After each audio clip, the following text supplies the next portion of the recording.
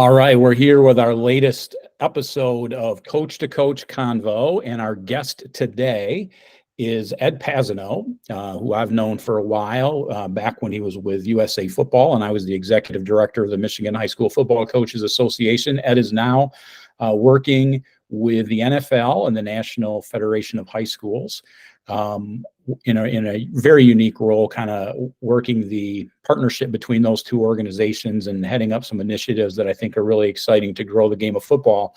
So Ed, thanks for being with us today. And just to start off, give us just a little bit about your background in football and athletics in general. Well, yeah, thanks, Coach. And a little bit about me. And as you mentioned there, background, spent about 17 years at USA Football and different roles there. Actually was one of the first six that were there when USA Football was created way back in 2003, 2004. So certainly spent a long time there. It's where I obviously got to meet you over the years. Do a lot of initiatives, both in youth football, youth tackle football, and high school football. And then recently, the last really 2.5-3 years, NFHS and the NFL brought me on to do some consulting work for them and manage their partnership. So that's what I've been doing really the last 20 so years. Just and some of the side stuff I do is coach varsity girls flag football here in North Carolina, which just launched, and on a youth side, coach youth flag as well. So I stay invested in the game, the professional and personal life. Right, on both ends of the spectrum. Tell us a little bit about it. I think the average high school coach doesn't understand the role of the National Federation of High Schools relative to any sport, really, but in football in general. Can you give us a little background on that?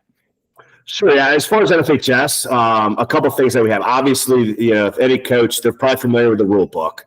So certainly that comes out, and there's a process of a rule book coming out for that sport, and then tweaks to that. So certainly NFHS has a role in that. But then also the education pieces, the courses through NFHS Learn. We recently, one of the things I did when I first came on board, the NFHS and the NFL asked me to help create a tackle course. So we launched that in February 2022, so about a year and a half ago.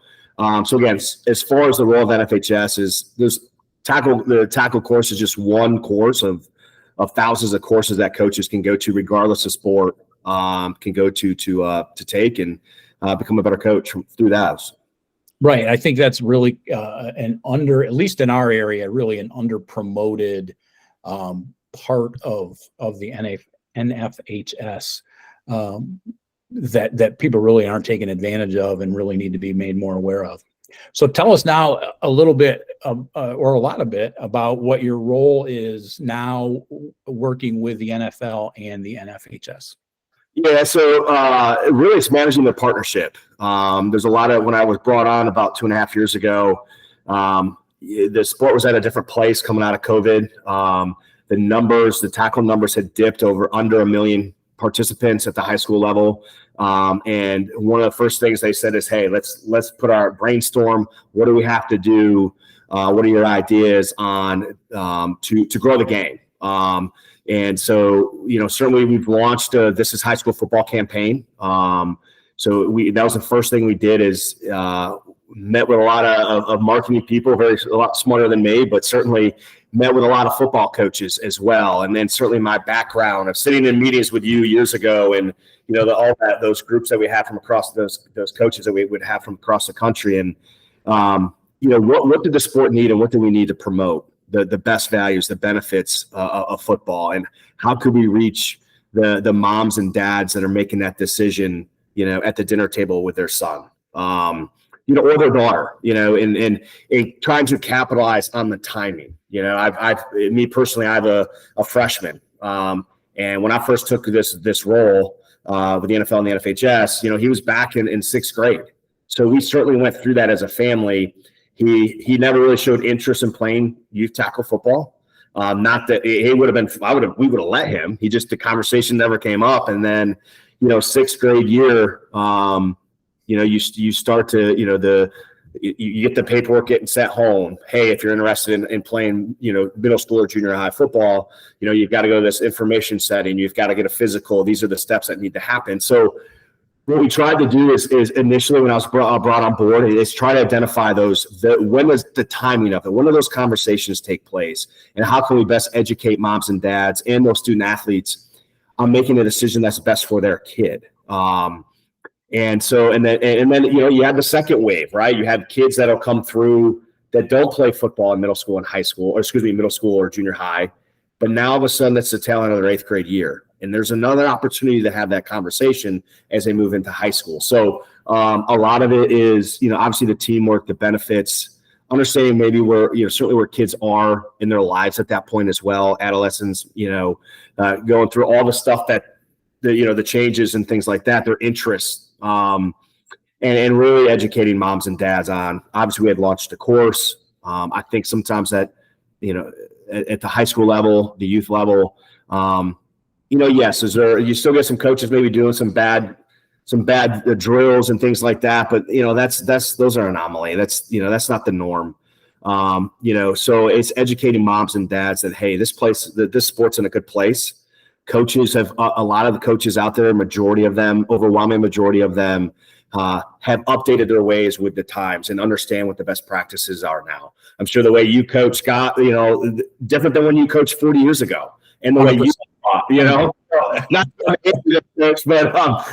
it's one of those things where we've got to, as a group, as football coaches, athletic directors, state associations, the NFL, promote the good and what our coaches are doing and the standards that they have, the best practices, understanding that there is professional development and these coaches do take those courses. So again, that's one of the things that we really kind of focused on, was building around us campaign. And the one of the things that I've said in every single meeting that I'm a part of in the NFL and the NFHS is it's one thing for you and I, Coach, to have a conversation about the benefits of high school football, but how do we reach parents that aren't involved in the game, right? Now they're having that conversation. How do we go, what I like to say is, how do we go to different platforms? How do we reach the mom that maybe her son is in Boy Scouts and has never turned on a college football game or never gone to Friday Night Lights, and now starting to show some interest? So how do we educate that mom and dad that have zero experience with the sport on, hey, these are the good things that can come out of it? So, again, so one of the things that we're really focusing on is, go across platforms. How do we reach moms and dads that, that aren't necessarily on Twitter following the NFL, Twitter handle, or there's the State of Lake Association, and go to where they are at and start promoting those benefits when it comes to that. So again, those are really kind of the big thing was that initiative that This Is High School Football, and really kind of promoting what's been done of late to better the coaches and the coaching education. And that's really key. It's really underestimated by a lot of people, the value of connecting with moms, because I think at the core, most dads would like their kid to play football. But there's a lot of moms that are not thinking that's the greatest thing. And I think once you win those moms over and they buy into what you're doing as a coach and within your program, they become your fiercest advocates, right? Because if they see the good that you're doing for their son and other people's kids, they'll fight for you forever. Ed, talk to us about the growth of girls flag football and how the NFL is promoting that. Well, I'm proud to say that this morning the IOC voted to have flag football in the Olympics in 2028. So, again, I think we're going to see an even more explosion when it comes to girls flag on the high school level and maybe even the middle school level. So we're currently at 8 states that sanction. Well, Alabama in 2024 will make the 8. So we're 8 states that'll have sanctioned girls varsity flag football. And then there's over a dozen more states that the sport is being piloted. For example, I mentioned, where I'm at in Cabarrus County Schools, just outside of Charlotte, North Carolina. Every single high school in our district is piloting the sport on Saturdays this fall. So it's kind of neat. We just finished week 2. We had and bring a little bit of numbers. One high school that I coached at, Northwest Cabarrus High School, We had 127 girls come out at an interest meeting. 127. We have 25 uniforms. So if we do the simple math, we ended up keeping 33. Okay, so roundabout way, we caught air quotes. We couldn't bring on all those girls, but it just goes to show the interest that the want that these girls have in flag football. And right around 50% of them were finding this is their first sport that they played at the high school level. So it's not necessarily always interfering with with the soccer team or volleyball or whatever it is. Yeah, there is those girls, and the good thing is right now in many of these states that are piloting the sport, those girls are also allowed to go participate in cross country or soccer, whatever that other sport is, as well as play flag football again at the varsity level. So that's been really neat to be part of it, both what I'm doing my day-to-day job behind the scenes, and then also going out there on Tuesdays and Thursdays and Saturdays and coaching up some girls to play the sport. So that will only continue to grow. I know like I said, there's over a dozen other states that it's in an emerging sport or pilot sport recognition, if you will, and a handful of school districts in those various states. Some big ones, down in Texas, Dallas, Fort Worth. They've got the Fort Worth ISD has their entire school district that are playing. While it's not yet a recognized sport by the UIL in Texas, all those high schools, all those girls throughout that school district are participating. So it's certainly neat to see, and certainly fun to be kind of behind the scenes, making it all, being a part of that to make it happen. And I can only imagine by 2028 where we'll be at. Hopefully we're at all 50 states that have sanctioned girls flag football. Well, I think it's an exciting thing because all it does is shine a spotlight on our sport and create a whole new group of participants who become the fans and become you play girls flag football in high school and then you become a football mom down the road. Yep. It just feeds on itself down the road. And I have a particular interest. I have a fifth grade, 10-year-old granddaughter who's playing tackle football right now. But she's going to grow to be about 5'1", 104 pounds. So tackle football might not be her long-term plan, but having a flag program would be fantastic. So thanks. I really appreciate you coming on with us, Ed. Is there anything else you'd like to leave us with relative to what you're doing and maybe how people can get in contact with you? Sure. A couple of things that I would say, any high school coach that's out there watching this video, moms that are watch out this video, team, doesn't matter, ADs, any positive thing that your student athletes, your football players are doing, your girls, if you have girls that are playing flag football or tackle football, and they do something, you have some video, hey, use the hashtag "This is high school football" on any of those social media posts. It's again, I mentioned going cross platforms and reaching different parents, reaching different moms. That's really that platform helps.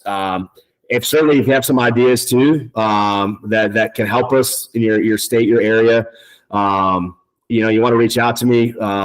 It's Passino. It's E and then my last name Passino at NFHS.org is the email address.